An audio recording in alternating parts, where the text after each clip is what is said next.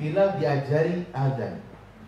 Dan azan itu dari mimpi dua orang sahabat. Yang pertama Umar, kemudian Abdullah ibnu Abi Rabbi. Lapor ke Rasul, ya Rasul saya mimpi dengarkan suara ini. Oke, ajarkan ke Bilal. Dan sampai sekarang ada nggak azan rekaman? Nggak ada. Ada nggak azan yang liriknya berbeda? Nggak ada, sama semuanya. Dan itu kisah yang kita berikan di terjemah. Kemudian tugas amalia. Nah ini yang paling penting karena kita ingin mengamalkan Al-Quran. Di setiap materi di rumah anak-anak ada tugas seperti ini. Membiasakan setiap memulai kebaikan membaca basmalah dan membaca alhamdulillah setiap mendapatkan nikmat sekecil apapun, ditandatangani orang tua. Materi doa setelah azan, maka orang tua akan mendapatkan tugas dari anak ketika di rumah menjawab azan, kemudian membaca doa. Ditandatangani orang tua. Kira-kira kalau ada anak, kemudian dia setiap kali mendengarkan azan dia menjawab, terus dia membaca doa, kira-kira anak itu anak yang soleh atau tidak? Soleh. Jangan anak kita dengarkan azan, wah cepet banget zuhur ini ya. Nah, kok sudah isya gitu ya. Nah, tapi ini kita berikan tugas amalia agar anak ada amalia, ada karakter dari materi yang dipelajari. Baik. Sekarang silakan anak-anak berdiri semuanya. Ya, alhamdulillah. Ini insya Allah setelah ini mereka akan munakosha. Ya, kita uji publik dulu. Ya. Dan sekaligus nanti ada KBK. KBK itu kaidah bahasa Quran. Kaidah bahasa Quran kita buat 3 jilid. Ada jilid taksis. Itu intinya bisa membedakan isim, fi'il dan huruf, dan juga jilid sorof dan jilid nahwu. Set ada ini. Mikrofon. Ya. Berdiri di sini apa di sini? Di tengah ya, biar kelihatan semuanya. Masya Allah. Berikan takbir, berikan tepuk tangan dulu. Alhamdulillah. Nah, ini yang laki-laki putranya Ustaz Zain ini ya. Ustaz Zain Junior. Silakan maskernya dibuka. Ya. Kalau di sini aman semuanya, sudah steril. Ya, silakan maju. Ini produk asli Amuntai ini ya, Masya Allah. Dan perdana ya, di Amuntai.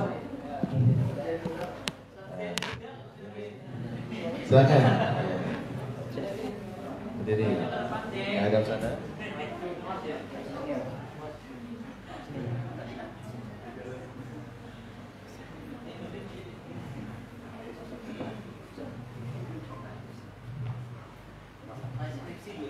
Ya, ini kelas berapa saja? Yang paling kecil kelas berapa? Kelas 6, mana kelas 6?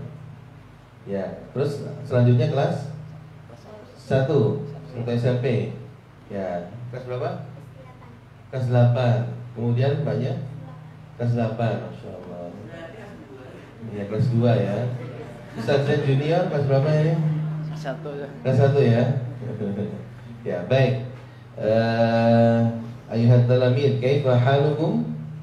Alhamdulillah, nahnu bi khair, ma'aluman bil Qur'an. Allahu akbar. Allahu akbar, alhamdulillah.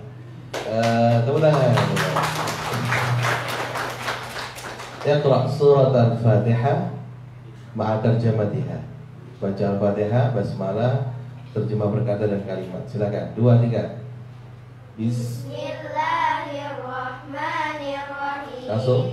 Bismi dengan nama Allah, Allah, Ar-Rahman yang Maha Pengasih, Ar-Rahim yang Maha Penyayang. Bismillahirrahmanirrahim. Dengan nama Allah yang Maha Pengasih yang Maha Penyayang. Alhamdulillahirabbil alamin. Alhamdulillah segala puji lillahi bagi Allah, Rabbi Tuhan al-alamin seluruh alam. Alhamdulillahi rabbil alamin. Segala puji bagi Allah Tuhan seluruh alam. Ar-Rahmanir-Rahim. Ar-Rahman yang Maha Pengasih, Ar-Rahim yang Maha Penyayang. Ar-Rahmanir-Rahim yang Maha Pengasih yang Maha Penyayang. Baik, cukup. Maliki. Maliki penguasa. Alhamdulillah. Segala puji. Bismi. Dengan nama Ar-Rahmani. yang Maha pengasih. Ihdina Tunjukkanlah kami as-sirata. jalan. Tunjukkanlah kami jalan yang lurus. Ihdinas siratal mustaqim. Terjemahkan berkata, Ihdina, tunjukkanlah kami as-sirata, jalan al-mustaqim yang lurus. Ihdinas siratal mustaqim. Tunjukkanlah kami jalan yang lurus. 100. Ya. Ini saya belum pernah ketemu loh ya. Ini baru sekarang saya ketemu, masya Allah. Ya. Sekarang apa dasar membaca surat Al-Fatihah dalam sholat? Dasar membaca surat Al-Fatihah dalam salat adalah sabda Rasulullah sallallahu alaihi wasallam bahwa tidaklah sesalat orang yang tidak membaca surat Al-Fatihah. Keutamaan Keutamaan orang yang membaca surat Al-Fatihah adalah mendapatkan pahala yang besar dan dikabulkan doa-doanya. baik. Tata cara sujud. Tata cara sujud adalah meletakkan 7 anggota tubuh di lantai, yaitu dahi, kedua telapak tangan, kedua lutut, dan kedua jari jemari kaki.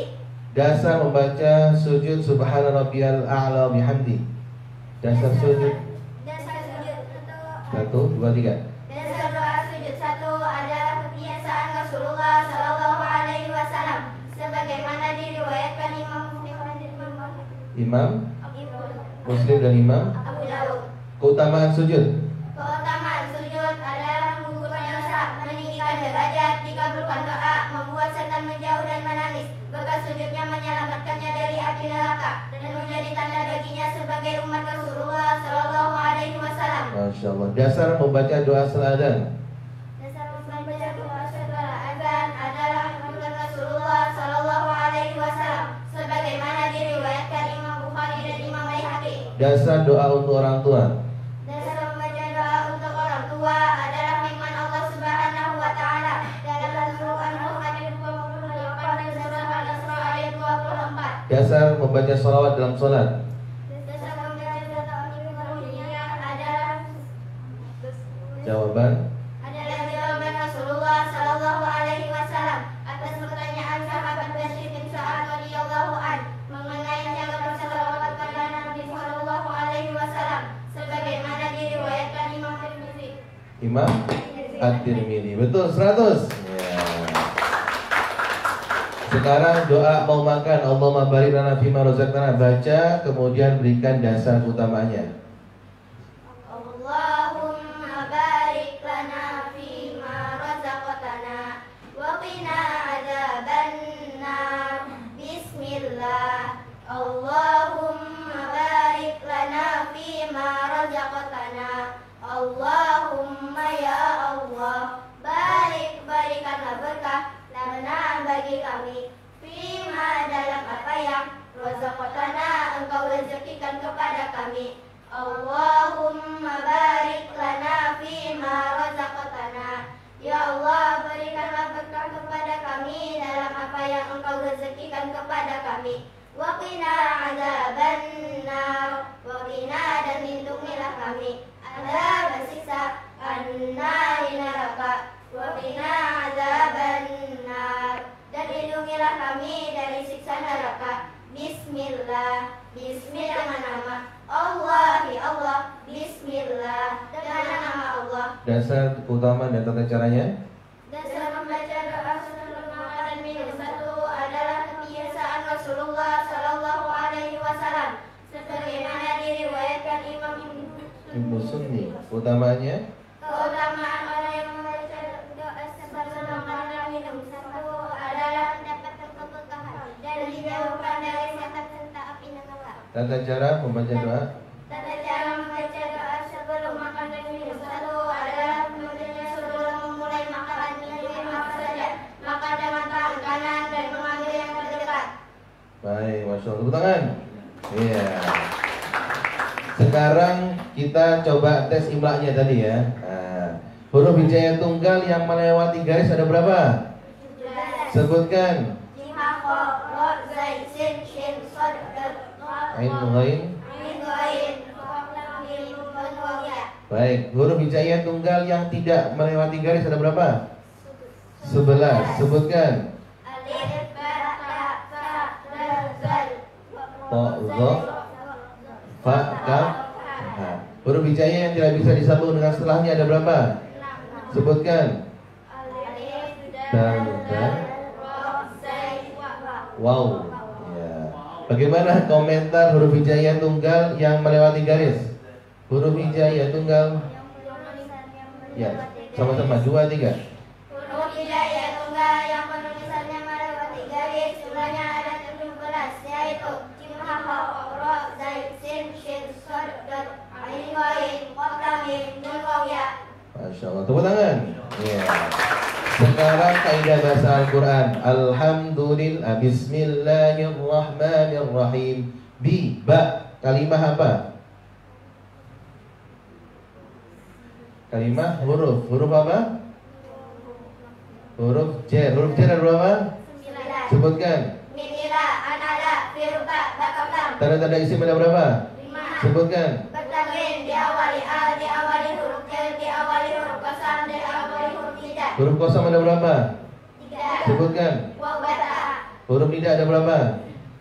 3. Sebutkan. Ya, ayyuha, ayyaluha. Berikan contoh dalam Al-Quran isim yang menunjukkan makna nama. Muhammadun, Nabi Muhammad. Ayatnya Muhammadur Rasulullahi. Kalimat dibagi berapa? 3. Sebutkan. Isim, fi'il, huruf. Apa yang menunjukkan isim? Isim ialah kata yang menunjukkan makna benda, nama atau sifat. Masya Allah. Tepuk tangan. Kemudian sekarang kita masuk pembagian isim. Isim berdasarkan jenisnya dibagi berapa? 2. Sebutkan. Muannas dan mudzakkar. Apa yang menunjukkan isim muannas? Isim muannas ialah isim yang menunjukkan makna perempuan. Tanda-tanda muannas ada berapa? 6. Sebutkan. Menunjukkan makna perempuan, diakhiri tamah butoh, diakhiri alif, semua badan sepasang dinas dalam Al-Quran, jamak yang tidak berakal. Berikan contoh muannas dalam Al-Quran. Maryam, Siti Maryam. Ayatnya wa Maryam ibnata Imran allati ahsanat farjaha. Masya Allah. Sekarang isim berdasarkan umum dan khususnya dibagi berapa? 2. Sebutkan. Nakirah dan ma'rifah. Apa yang menunjukkan isim nakirah? Isim nakirah ialah isim yang menunjukkan makna umum dan jika diawali al maka menjadi ma'rifah atau tertentu. Baik, macam-macam isim ma'rifah ada berapa? 6. Sebutkan. Isim yang diawali al, isim alam, isim dhamir, isim mausul, isim isyarah, dan isim yang disandarkan kata mudhaf pada salah satu dari 5 isim ma'rifah. Isim mausul dibagi berapa? 2. Sebutkan. Isim mausul khusus dan isim mausul umum. Berikan bentuk isim mausul khusus. Isim mausul khusus ialah isim mausul saja atau mana saja. Oke, domir dibagi berapa? 2. Sebutkan. Domir mutasil dan domir munfasil. Berikan contoh domir munfasil. Domir munfasil ialah domir yang selalu campur dengan kata lain dan tidak bisa diletakkan di awal kalimat atau setelah kata ilah. Berikan bentuknya. Huwa huma. Wa humahu, hiya humahunna, anta antuma antum, anti antuma antunna, ana nahnu. Fi'il dibagi berapa? 3. Sebutkan. Malik, Mudhari, dan Ahmad. Tanda-tanda fi'il ada berapa? 4. Sebutkan. Diawali khobar, diawali sin, diawali sofa, dan diakhiri kata lis yang mati. Berikan contoh dalam Al-Quran. Diawali qad. Qad sungguh. Ya, baik. Sekarang berikan bentuk fi'il madhi yang 14. Fa'ala. Fa'ala, fa'ala, fa'alu, fa'alat, fa'alata, fa'alna, fa'alta, fa'altuma, fa'altum, fa'alti, fa'altuma, fa'altunna, fa'altu, fa'alna. Sekarang berikan bentuk fi'il mudhari yang 14. Yaf'alu. Yaf'ulu, yaf'ulani, yaf'uluna, taf'ulani, Belum taf'ulu. taf'uluna, taf'ulani, taf'uluna, taf'ulna, yaf'ulu. Ulangi dari pertama. Yaf'ulu 2 3. Yaqulu yaqulani yaquluna, taqulu taqulani yaqulna, taqulu taqulani yaquluna, taqulina taqulani taqulna, aqulu naqulu. Terakhir huruf. Berikan huruf atau huruf atau ada berapa? Huruf atau ada berapa? Sebutkan. Wa ufa thumma au am 2 3.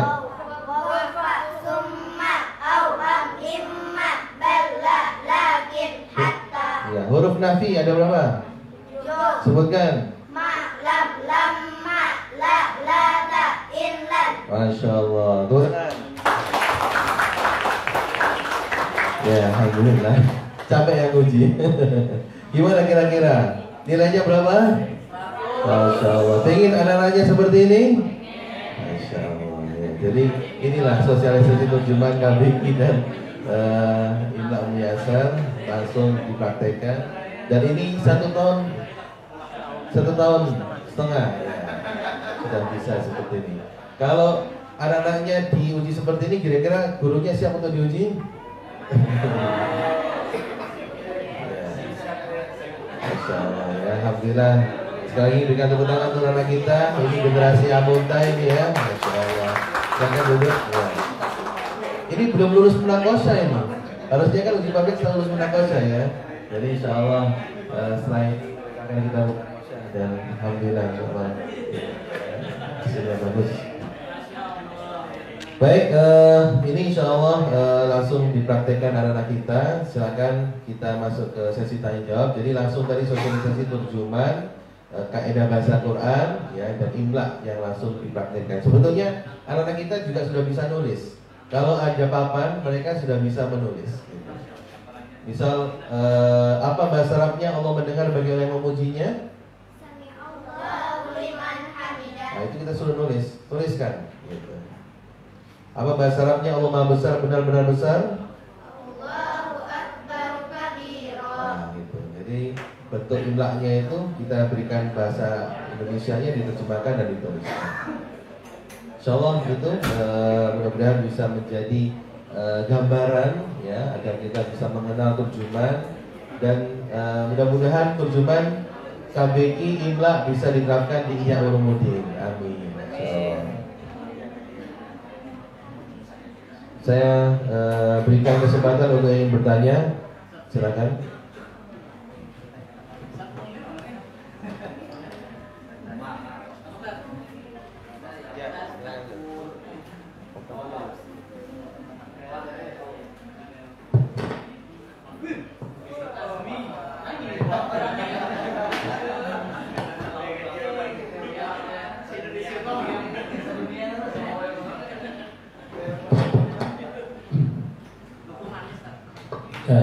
Assalamualaikum warahmatullahi wabarakatuh. Waalaikumsalam warahmatullahi wabarakatuh. Begini Ustaz, misal seandainya kami menggunakan metode ini dari TK sampai SMA sesuai dengan aturan-aturan yang ada, apa yang akan kami dapatkan? Ini akan jadi pertimbangan kami. Ya mungkin bahasanya promosikan ini supaya itu menjadi ya Pak, jaminan enggak? Yeah. Kenapa pegang panggilan pihak ke panggilan pihak? Belum kada paham belum. Paham lah. Mungkin apa yang akan seandainya kami menggunakan metode ini dari TK sampai SMA sesuai dari durasi waktu dan segala hal yang meliputi itu, apa yang akan anak dapatkan? Ini misalnya dari TK sampai SMA. Ini mungkin akan menjadi sebagai bahan pertimbangan kami di dalam, karena apakah akan menggunakan ini atau ada prioritas lain yang harus kami ambil. Ya. Sebelum saya jawab, Ustadz saya ingin nanya ke Ustadz gimana kesannya selama melihat anak ini?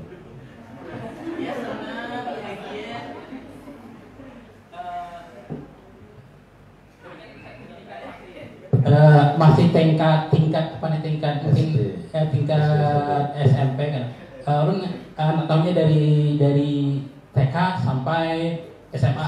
Nah, kalau memang itu apa ya, kayak bukan uang, paling kayak mungkin bisa misalnya untuk dari situ simaknya bisa, menulisnya bisa, apalagi membacanya bisa dan menulisnya bisa, kan itu akan menjadi sebuah pertimbangan yang luar biasa untuk kami apa ya Pak? Ya kan. Jadi artinya ini anak-anak TK saja sudah seperti apa, SMP SMA apa SD SMP saja seperti ini, dan ini baru sebagian kecil daripada ilmu atau materi yang kita berikan. Nanti di KBK itu ada 3 jilid. Selesai KBK dia belajar soroh, belajar nahwu, bisa membaca kitab gundul. Sampai apapun kitab bisa dibaca, gitu. Dan dia tahu artinya karena sudah ditunjang dengan terjemahan tadi itu. Dan insya Allah kalau misal kita nanti adakan ujian atau kita ikutkan seleksi ke Timur Tengah, masuk mereka, gitu, insya Allah. Kemudian guru. Jadi di SMA itu kan target Umi itu membuat guru, Ustaz. Anak SMA itu diproyeksikan menjadi guru Al-Quran. Dan di Jombang itu yang sesi ada sekolah dari SD sampai SMA itu setiap jam 8 sampai jam 9 itu Al-Quran. Semuanya belajar Al-Quran. Nah terus gurunya dari mana, Ustaz? Gurunya adalah anak kelas 2, kelas 3 SMA. Mereka ngajar ada di kelasnya. Dan itu sudah terjadi. Maka nanti anak-anak keluar dari SMA, dia dapat sertifikasi guru. Kemudian dengan kemampuan yang tadi, insya Allah sudah aman lah dia nanti. Mau lanjut di Indonesia bisa, atau dia lanjut di Jawa sambil kuliah sambil ngajar bisa, karena sertifikat Umi bisa diterima di mana-mana. Dan ini yang terjadi di Malang, Ustaz ya. SMK, bayangkan, SMK itu pengen gurunya, pengen anak-anaknya punya sertifikat Umi. Dan terjadi anak SMK kelas berapa, Ustaz? Kelas 12 itu mereka lulus bersertifikasi guru Umi, seperti itu. Dan nanti TK, SMP, SMA, dan ini kan jadi daya jual kita, Ustaz ya. Jadi anak kenapa harus masuk ke IHA? Supaya anak baik bacaannya, kemudian bisa menulis, kemudian punya hafalan yang kuat, memahami Al-Quran, sholatnya baik, kemudian bahasa Arabnya teruji, gitu. Itu insya Allah jadi daya jual untuk masyarakat dan nanti yang didapatkan anak-anak. Yang paling penting di UMI itu semua program terukur dan terevaluasi. Gitu.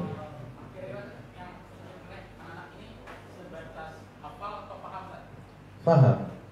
Ya tadi kan saya tanya alhamdulillah, kemudian segala puji saya ulang-ulangi kan, bahasa Arab, Indonesia apa Arab gitu. Atau mau dicoba?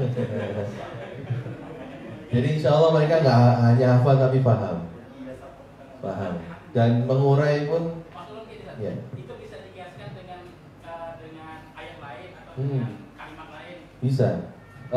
Cuma yang terjemahan ini kan memang yang kita ambil jilid 1, 2, 3 doa, kemudian doa sholat dan doa harian. Jilid 4, 5 itu surat pendek dari surat An-Nas sampai Ad-Duha. Kemudian jilid 6 sampai 9 itu Al-Baqarah juz 1. Mungkin mereka lebih kuat di sana. Tapi kalau misal di ayat yang lain, mereka kalau disuruh mengurai bisa.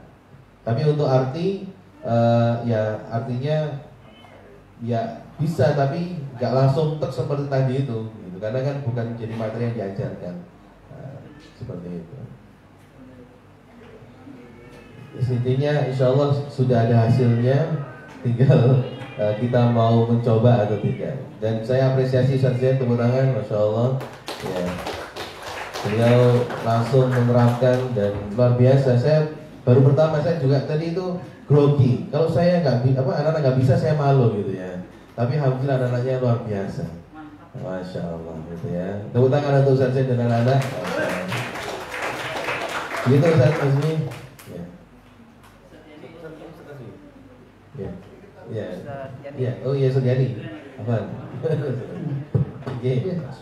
Assalamualaikum warahmatullahi wabarakatuh. Waalaikumsalam. Terima kasih Pak. Mungkin ini salah satu membuka wawasan kita ya untuk kami yang di yayasan. Mungkin terkait dengan beberapa program ini, mungkin ada beberapa hal yang mungkin yang menjadi kendala besar bagi lembaga kami yang arahnya minat. Saya terus terang ingin sangat jauh, ingin dengan lebih jauh lah dengan UMI, karena kita sudah dengan UMI kalau tidak salah sudah di atas 8 tahun.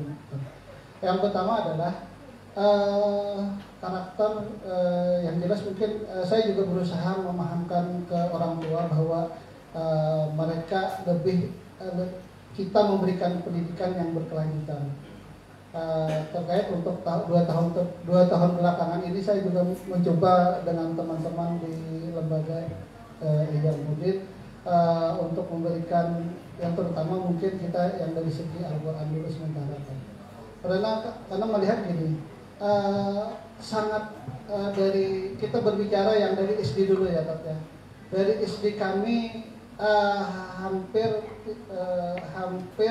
di bawah 50% yang melanjutkan ke SMP kami. Nah ini akan menjadi kendala bagi kami untuk melanjutkan, karena bagi santri kami yang di SMP itu yang dari Ihya Ulumuddin, yang dari SD sendiri paling banyak kurang lebih 25%. Berarti kami harus memetakan lagi kembali untuk pembelajaran tahsinnya untuk mereka yang tidak mendapatkan UMI. Itu kendala pertama kan. Kendala kedua adalah kekurangannya tenaga pengajar di kami. Kalau mungkin Ustadz Jain berhasil mendidik mereka, mungkin Ustadz Jain lebih fokus ke sana. Kalau di santri kami kan mungkin banyak orangnya. Selain itu juga mungkin karena padatnya pembelajaran yang telah sampai sekarang sudah dilaksanakan, ya kadang-kadang yang saat ini aja sudah yang kita berikan kepada mereka itu banyak orang tua kadang-kadang yang baru masuk pertama kaget karena ya mungkin kalau yang di pembelajaran umum kan sudah masuk, itu juga seperti yang teman-teman ceritakan tadi bahwa yang seharusnya 45 GP-nya 45 menit itu jadi sekitar 35 menit aja sudah dikurangi. Jadi mungkin ada beberapa hal ini mungkin yang perlu. Jadi mungkin saya dari lembaga ingin meminta kira-kira lembaga mana yang sudah menerapkan ini mungkin menjadi bahan kami untuk standarding. Nah mungkin yang jelas mungkin ya memang kompleks lah istilahnya kalau dari kami, karena yang pertama adalah yang tidak 100%-nya mereka, karena alasannya mereka tidak mondok, karena kami mewajibkan mondok bagi SMP dan SMA kan. Jadi mereka mungkin orang tuanya ada yang masih berpikiran anaknya masih kecil untuk mondok tamatan SMP, tamatan SD gitu. Nah, padahal yang peserta di santri di wadah kami lebih banyak yang dari sekolah umum, yang dari luar. Bahkan yang notabene mungkin pembelajaran agamanya masih agak kurang kan kebetulan yang banyak masuk untuk SMP kami itu adalah daerah Kalimantan Tengah, dan notabene Kalimantan Tengah itu adalah yang kalau sekarang sudah alhamdulillah 50-50, 50%. Kalau dahulu 25%, 75% kan. Nah makanya dengan kondisi seperti ini mungkin agak berat sih bagi kami. Mungkin juga selain itu ada pertanyaan saya, mungkin Ustadz Jain mempelajari anak-anak tadi untuk itu berapa jam seharinya? 3 kali seminggu. 3 kali seminggu berapa jam rata-rata sehari? 90. Seperti yang TPA itu 90 standar. 90 ya. 90 menit untuk mengajinya gitu. Dan mungkin itu sebagai bahan Pak. Sebagai bahan kami nanti untuk makanya yang kendala mungkin adalah pertama kami untuk pembelajaran yang lanjutan tingkat ini, kalau yang ini mungkin sudah teman-teman sudah familiar Ustaz ya. Tapi kalau untuk karena kan yang pembelajaran seperti ini tidak bisa kita waktunya singkat kan. Pasti perlu proses yang lama. Karena setelah pembelajaran itu kan kita butuh waktu yang ya kita untuk membuktikan paling enggak 2 tahun berjalan baru kelihatan ini gitu ya Pak. Nah, makanya saya juga agak menjadi kendala karena pertama adalah saat ini pengajar di tempat kami mungkin Ustadz Jain aja, misalnya Ustadz Jain juga tidak bisa full, paling Sabtu dan Minggu yang ada di daerah Amuntai. Nah mungkin itu yang sebagai mungkin masukan. Jadi mungkin ada beberapa hal yang mungkin yang akan ya sebagai pertimbangan dan mungkin bahan masukan kami untuk melaksanakan program ini supaya bisa berjalan dengan baik juga. Mungkin gitu. Itu mungkin sekedar sharing dari saya, mungkin itu.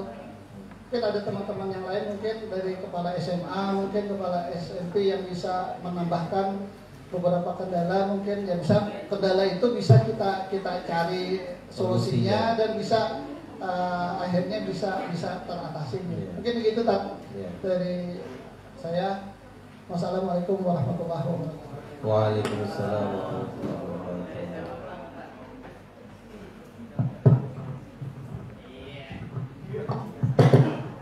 Terima kasih.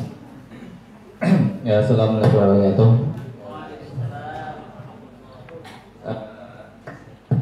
Mohon maaf tadi pada melihat dari kasusnya inilah kita bicara kenyataan. Nah, ini kasus ya. Jadi kami di Ihya Ulumuddin ini di jenjang kan TK sampai SMA. Kalau yang saya lihat dari paparan mulai dari Umi, Turjuman sampai tadi saya kurang